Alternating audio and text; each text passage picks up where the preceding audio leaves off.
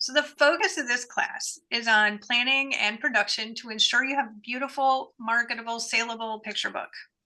I want to help you by sharing production options, terminology, tips on gathering the right team, and showing plenty of examples. We're not going to discuss writing or editing or marketing. That's our own class. So a little bit about me. I am the founder of TLC Book Design. I've been doing this for over 30 years. I have a fabulous husband and 2 kids and 2 rescue dogs who are flanking me right now. Hopefully won't start barking at the squirrels today. I live in Austin, Texas, from Wisconsin, proud cheesehead. I love 70s and 80s music. I write books about it. Currently writing a children's picture book myself with a little 80s theme intertwined in there. And I play keyboard in an adult band with the School of Rock. So who knew? And no, that's not my actual hair, but I love to put that wig on and go play 80s. So how do we get started building your book, essentially? And that is by assembling a quality team before you even get started beyond writing your manuscript. And why do we need that? Well, because the competition is fierce, especially in the world of children's picture books. Your book's design and production has to be essential, like, how do I put this? Exceptional design and illustration are not optional for this. They're essential because you're competing with the big publishers and a ton of medium-sized publishers and really just a large market. And your book has to look as good as the big publishers to just get noticed. These books have to captivate young readers. They play a crucial role. The design and illustration play a crucial role in a book's commercial success and longevity. So your production team should include a specifically children's book editor and proofreader, a professional illustrator, not just an artist, we'll talk about that, an experienced children's book designer, and a printer or maybe a few printers to fit whatever needs you might have. The experienced children's book designer and experienced illustrator are really important, that they know picture books, because it's a different process than doing, say, a novel or a nonfiction adult book. I'm going to take you through a simple glossary of terms so that you know what we're talking about as we go through this and as you go through the whole design process. So a soft cover is also called a paperback or perfect bound. You'll hear that throughout, especially when you start getting print bids. You might hear all those terms. Hardcover is also called a case bound, and that's because the literal hard cover of the book is a case. A hard copy is a physical book as opposed to digital copies like ebooks or PDFs. So I have a lot of people saying, I want a hard copy of my book. Well, but they mean hardcover. So they're not interchangeable. And then saddle stitching is another term for just a stapled book that's stapled on the spine. We have a case. Like I said, the case is the actual hardcover of the book. A label is printed and then glued to the boards to form the front and the spine and the back as an entire book cover. And of course, the jacket that wraps around the case and includes front and back flaps. A lot of people are not printing jackets these days because they cost extra, and most parents just rip them off and throw them out because their kids are going to do it anyway. As a designer, I love a jacket, but as a mom, I get it. Trim size is important. The trim size is the finished size of your actual book's interior pages. 8 by 10, 8.5 square, 11 by 8.5.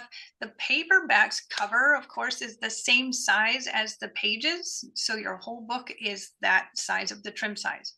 A hardcover's case sticks out beyond the pages and is bigger than the inside of the book. So if you're measuring a book and thinking what size is it, you need to measure the size of the pages inside to know the trim size. So we have different finishes, and Lori might talk about some of this in hers, but you can have a glossy, shiny finish on the cover or the inside pages. You could have a matte or dull finish on those pages. Sometimes the matte finish is very velvety. It shows scuffs, but it doesn't show fingerprints unless they're, full of chocolate pudding. The glossy shows fingerprints, but it can wipe off pretty easily. And then again, the interior pages can be gloss or matte or even uncoated altogether. A cover can also be a combination of matte and gloss, which you see here. The majority of the cover is matte, but anything that's printed, the illustration, the words are glossy. Each printer has different terminology for that, but you can ask for, hey, I want to cover that's some gloss and some matte, and they will tell you what they call it. There is uncoated paper, like the paper that you print on your home printer. It's uncoated paper. It's very porous. It soaks up the ink, and it gives the image a very soft, warm appearance. Coated paper has a little coating on top. It fills in all the gaps in the fibers of the paper. And so the ink sets on top of the paper, and it's much brighter and crisper images. Illustrations. Okay, so this will be really important as you start working with an illustrator and start working with wanting to hire and interview illustrators. There are different types of illustrations. A spot illustration is just a small piece of an illustration, often without much background. It doesn't touch the edges of the page, has minimal background, like I said. A full bleed, full page illustration fills an entire page all the way to the edges. And then a 2-page spread has an illustration that covers the 2 facing pages when your book is open. A 2-page spread can bleed or go off the edge of the pages, or it can have borders and not touch the edge of the pages. And I'll show you these. You can see the spot has a lot of white space around it. The full bleed goes all the way to the edge of the pages, and there's a single page full bleed, and then there's a 2-page spread that also bleeds. Cute book. So an image that bleeds, this is sometimes hard to explain, and I just changed my slides yesterday, so I hope they work well for you. But the bleed image extends over the edges of the page, because a book is printed on a piece of paper that's larger than the book's trim size. As you can see here, all that white space is just paper. The book is going to get trimmed at these crop marks or at these dashed lines. So we want the image to go beyond the trim area, so that if it's trimmed a little crooked, you don't end up with these little white areas. And instead, all this stuff, all this extra image covers for a crooked cut. Does that make any sense, you guys? It seems like so hard for me to explain that, but you definitely want to avoid all these little white slivers here. So you can explain it more if you have more questions. And then comments are coming in. Everyone understands it and appreciates it. Excellent. And yes, most printers will ask for an 1/8 inch bleed or something really similar in the metric system on all sides except for the inside gutter. And you will want to ask your printer, like, what are your specifications for bleed? End sheets. End sheets are something you know, but might not realize you know. They are the pages of a hardcover that are glued to the inside, the front, and back covers. And they're a 2-page spread, essentially. So in the front end sheet, the left half is glued to the inside of the cover, and the right half is loose. They're traditionally a heavy, uncoated paper. They could be plain white. They might have a flat color. They might be printed. They can be printed on one side or both sides. These end sheets are not included in the page count of your book. There are a lot of things you can do with end sheets. I could have 5 slides on this, but I wanted to give you just some ideas here. These are just plain unprinted end sheets. You can have what's called rainbow paper. A lot of printers use a rainbow brand of paper. They have a lot of different colors. It's a solid colored paper. So it's this one is red on both sides of it. We can print an image in just a single color like the frog and have a different front end sheet from a back end sheet. So really cute. We can full color print on one side, but not the other side of that end sheet, which can save you money. You can put your book plate this book belongs to on an end sheet. It's a great thing to do. Great way to add that to your book. And you can just print patterns. These are single color. It typically costs less to print one color than it does to print full color on your end sheets. So there are lots of different options for you. I love cool end sheets. So with this, there are a lot of questions. So many choices to make. And you might be going in your head, okay, so what age range are you writing for? Who's most likely to buy your book? Where will you be selling your book? How will you be marketing your book? Have you found an illustrator yet? If so, how long will that process take? Do you have a designer lined up? Why do I need an illustrator and a designer? How many should you print? Do I need to have large quantities of books in hand? Do I want to ship books myself? Find a distributor, not deal with it at all?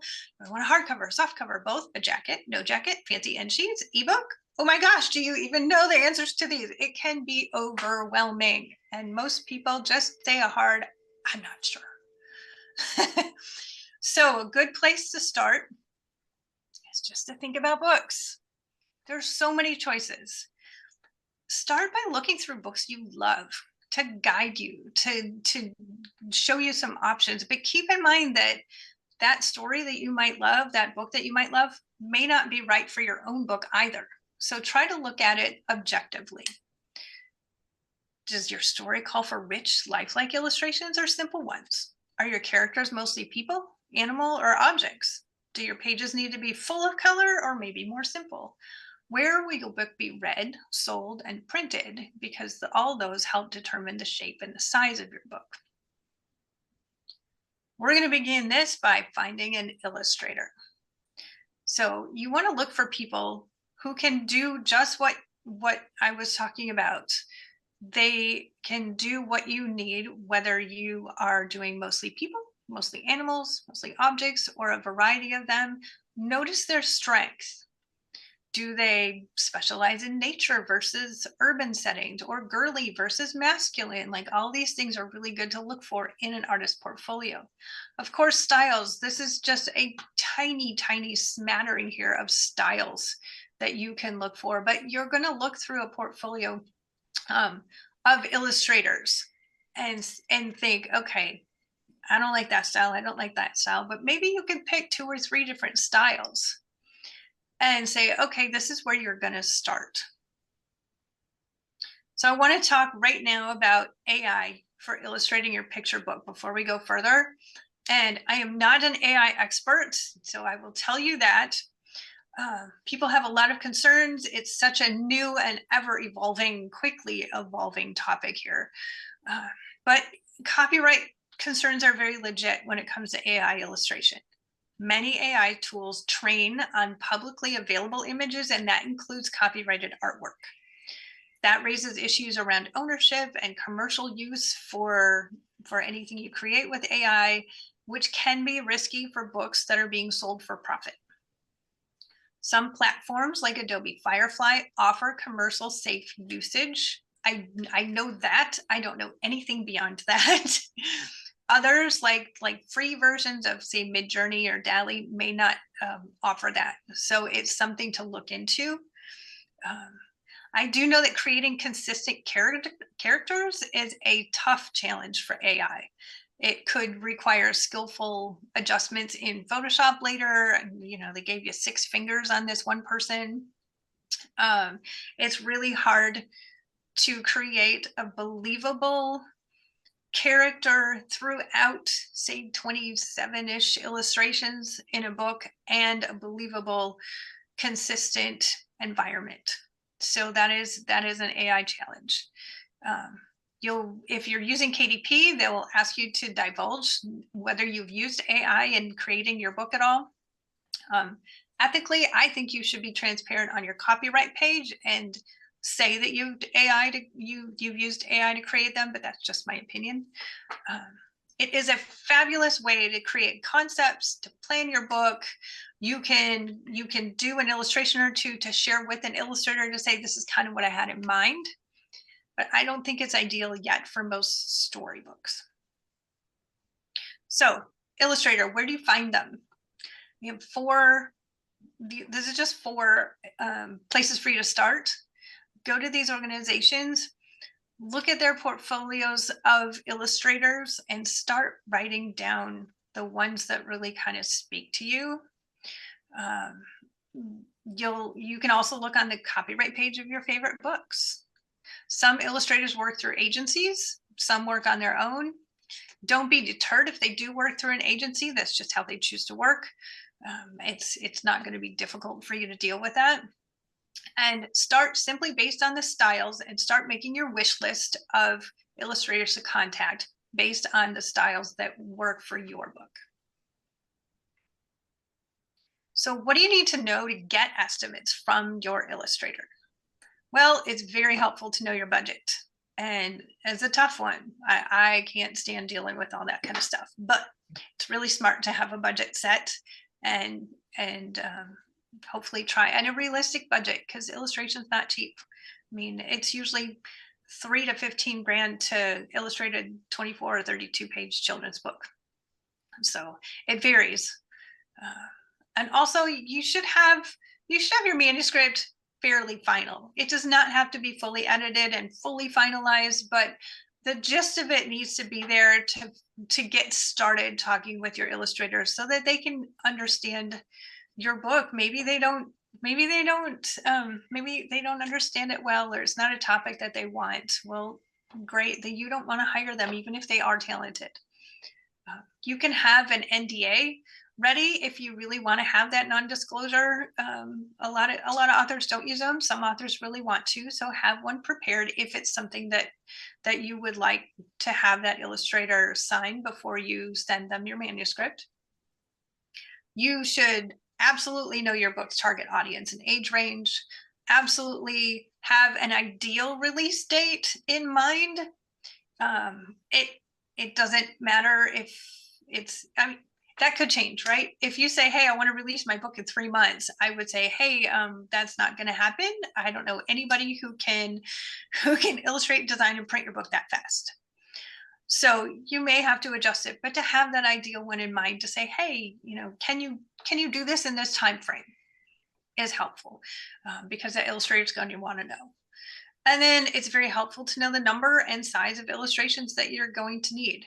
You may not really know for sure, but any kind of inkling is going to be helpful again when you first start talking, because your illustrator is going to need to know how many illustrations you need to give you an estimate on it.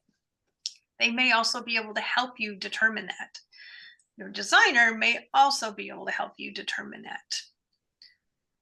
So say now you're able to hire an illustrator, but don't let them start illustrating the book yet. Yes, their first step is going to be just to develop your main characters, do those character sketches and work on those. While that's happening, if you don't already have a book designer, now's the time to find somebody.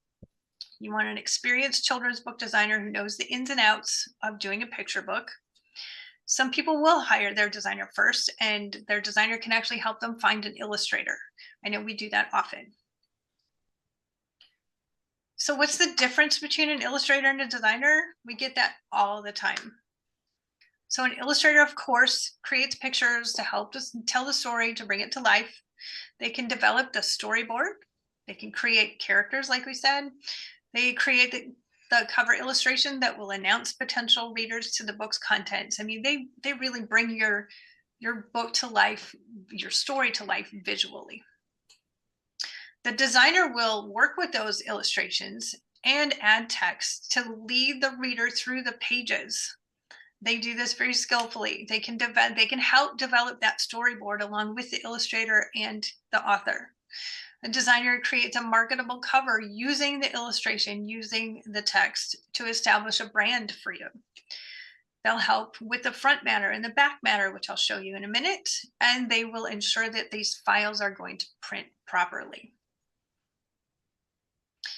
This is an example of kind of an illustration versus designer. So you can see these illustrations for each book, the same illustration, but the designer has done several different things with it. Different type treatments, different border treatments, different background treatments. There's a lot of options to use. So the designer does those things, and the designer may even go back to the illustrator and say, hey, can you do like the bottom left, Miss Molly? Could you create a side border for me that looks like this? And of course, with the author's permission to do that. But sometimes we'll design something and say, hey, this would be really neat. If you like this layout, this would be great if we can have the illustrator draw this instead of using my stock art that I did for the initial design. The interior is also the same. You know, we put together all the pages using the illustrations, using the text, but there's so many ways to do this. And a lot of times with most books, we recommend using different layouts for different spreads. So sometimes you'll have just some text on a picture.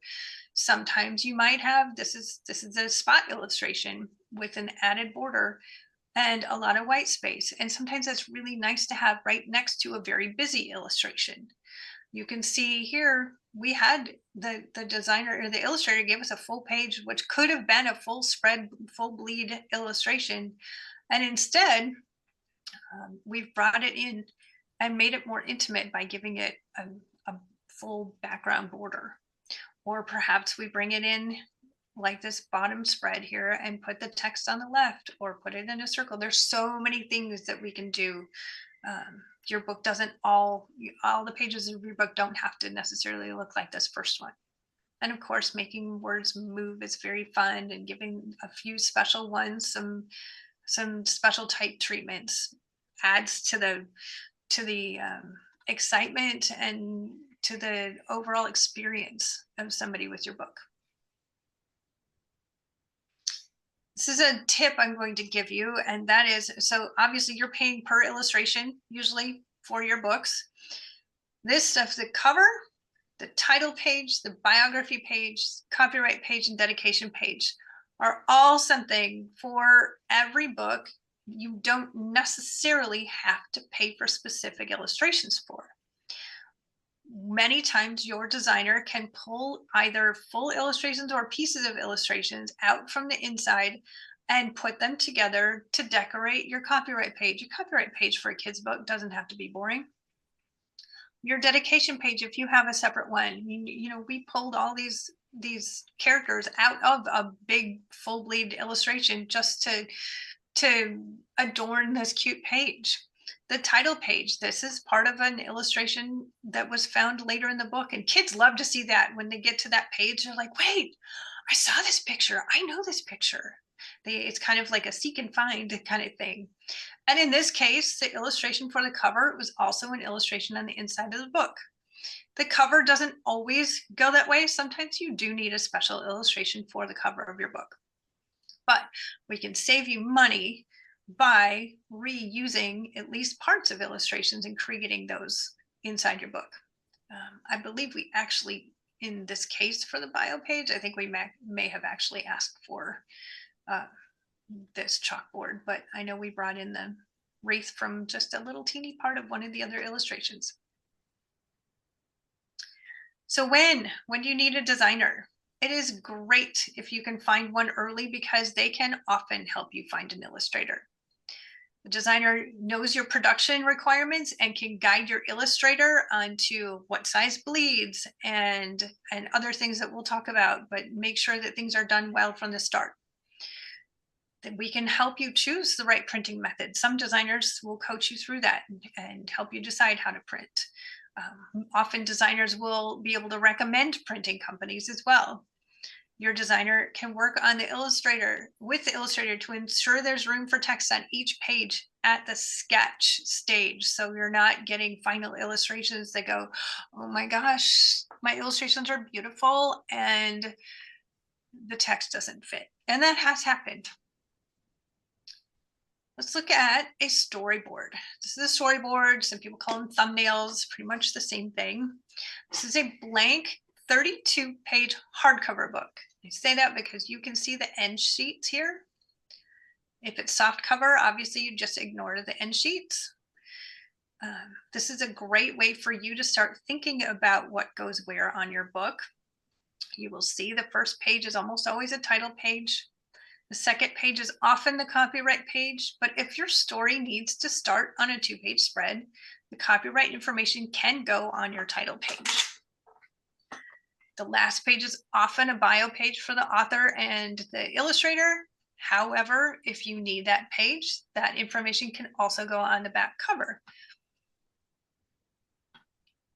We have a couple illustrators who do these fantastic thumbnails. And I don't know many who do this, but I love this because this now is bringing your own story to life. You can actually see what the illustrator is thinking in very broad terms. And the lines represent text. Obviously, this whole page is not going to be filled with text, but just to show this is a page that will have mostly text on it. And for you to see what the illustrator is visualizing, for the illustrator to show you what they see based on your manuscript, it's a great way to get started. Let me tell you that most traditional books, children's books, are either 16, 24, or 32 pages, and they can be 40. There's a whole reason behind that involves traditional offset printing and things called signatures and all kinds of stuff I'm not even going to get into with you right now. But know that we recommend that you stick, even if you're printing on demand, which means your book can be really any page count that's an even number. We still recommend sticking to a traditional page count for a couple of reasons. One is that it just shows people in the industry, number one, maybe they won't think you're self-published right away. Number two, that you understand these are traditional page counts and that you're serious about what you're doing. And number three, say you start printing on demand and there's a huge, you drum up, you work with Brian and there's all of a sudden somebody says, I want 2,000 copies of your book. You would need to offset print that. And offset printing is not going to it's not going to work if you have a weird page count.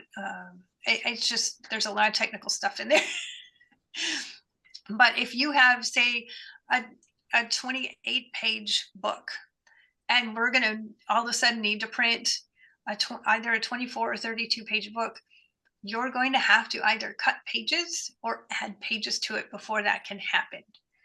So to avoid that, just set this up with your designer, with your illustrator, with your editor. Let's do this 24 or 32 pages.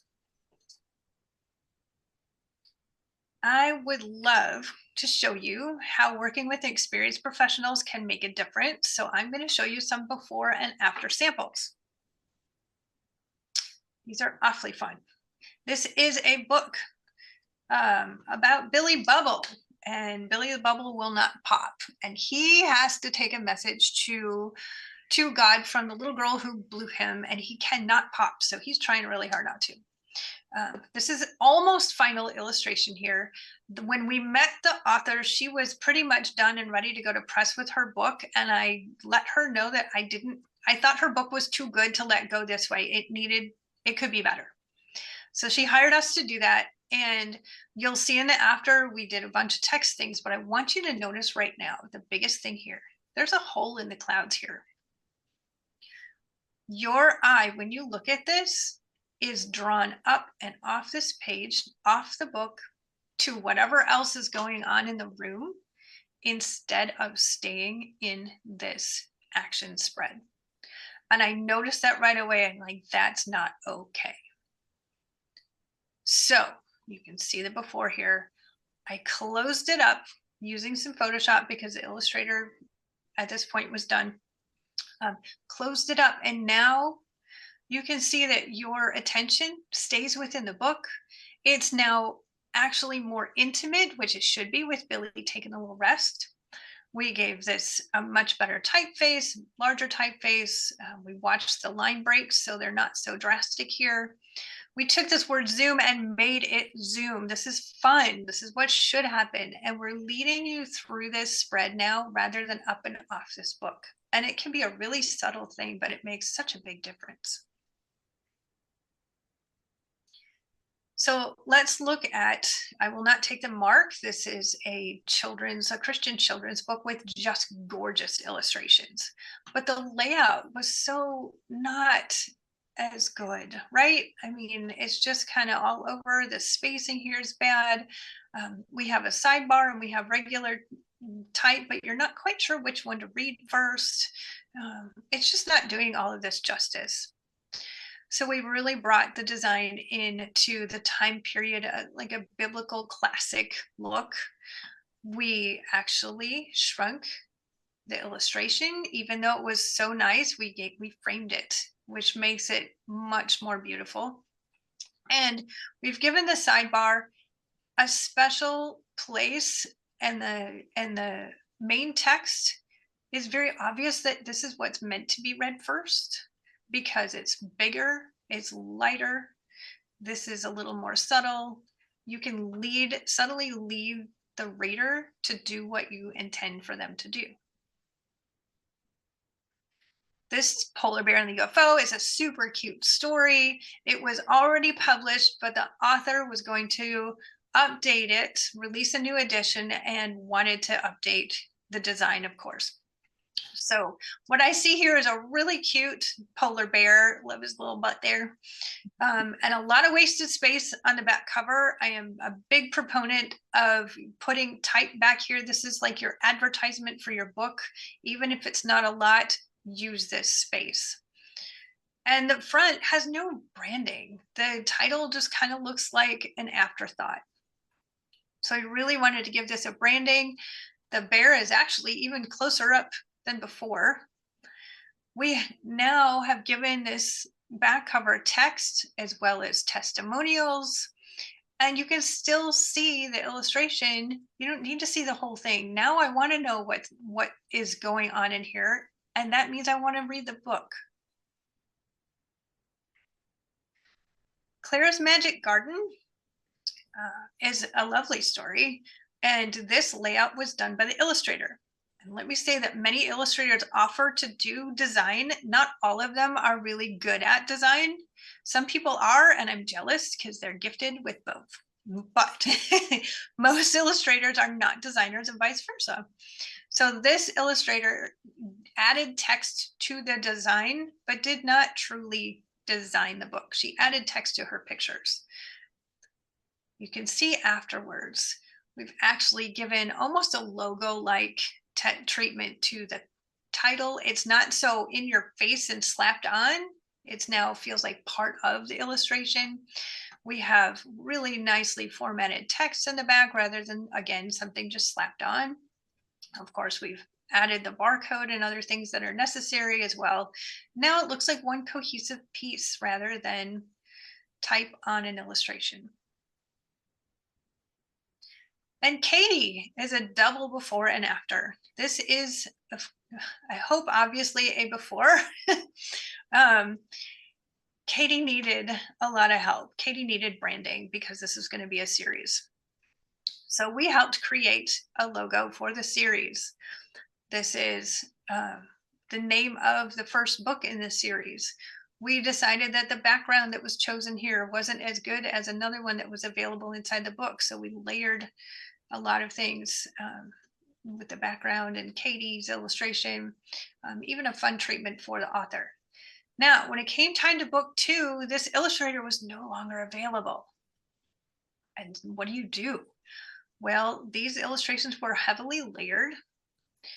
We were able to have the new illustrator not only do illustrations for the second book, but to go back and re-illustrate just the people, just the figures in the first book and replace them, which was a pretty cool way to update the first book without completely having to redo it. Not all books will work that way, but I just love these updated illustrations. So one more thing to think about with illustrations, and even seasoned illustrators often lose track of this, and that is to mind the gutter. And the gutter is the inside of your book when it's opened up. Some of the illustration is going to get essentially stuck inside that gutter. So we don't want anything important to go across it, to go touching it, nothing. And illustrators often don't draw that kind of invisible line when they're doing a spread, so they are not as mindful about what's going to be in the gutter. So if you're an illustrator, start being mindful of the gutter. You can see here, the illustration was done. We had no choice to go back to the Illustrator. So we had to take all this apart and move everything over, resize stuff. That nice little mouse is no longer going to get trapped in that gutter. And they also hadn't left room for the type. So the fox got moved up and got changed in size. We lost some of the background, but now everything fits. All the action still works together, but nothing's stuck. And then there's the series. So you definitely want to pay attention ahead of time. If you're going to do a series, let your illustrator know ahead of time, let your designer know ahead of time, because you want people on board for the long haul, and you want them to know that this is needing to be branded across a series. So we may design a cover much differently for a series than we would if it's a one-off. You also may need a logo for that series, like this multi-kiddo. So how to find a good designer? Where do you even start? Obviously, most people would start online, and that's a great start. But when you do that, focus on those who have experience designing picture books. That'll help you start eliminating those you don't need. Talk with other children's book authors who did a great job for you, who may not have, and you obviously want to avoid them. You can search publishing organizations' resource pages. Look for credit lines on covers or copyright pages of books with great design. Ask literary PR and marketing professionals, ask printers for referrals.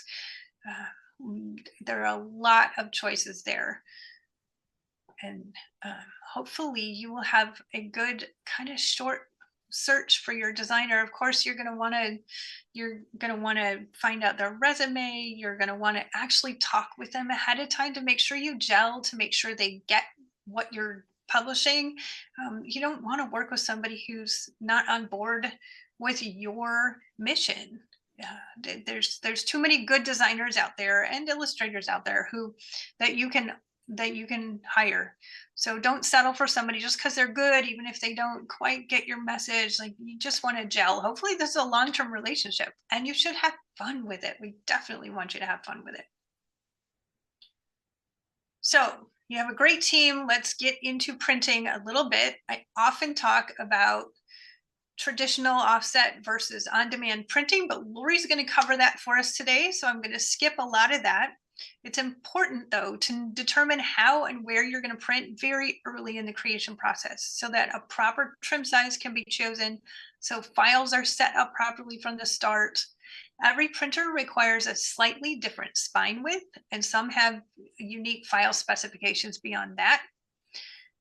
Every printer you use will require you to have a different book cover file because that spine width is going to be different. So if you use traditional and 2 on-demand printers, you're going to need 3 different book cover files. They'll all look essentially the same, but be sized per printer.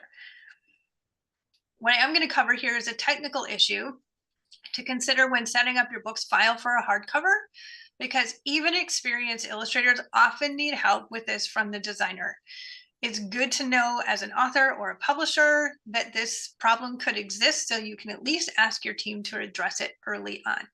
And that has to do with bleed, and case wraps.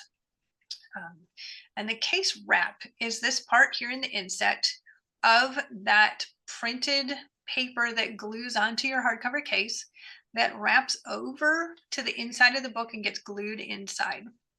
And all of this green area here is this part that gets glued inside. And you can see it's printed with an image. Just like the bleed, you wouldn't want that to be white and then be kind of like, where does the white stop and start here? It would be really awkward and unprofessional.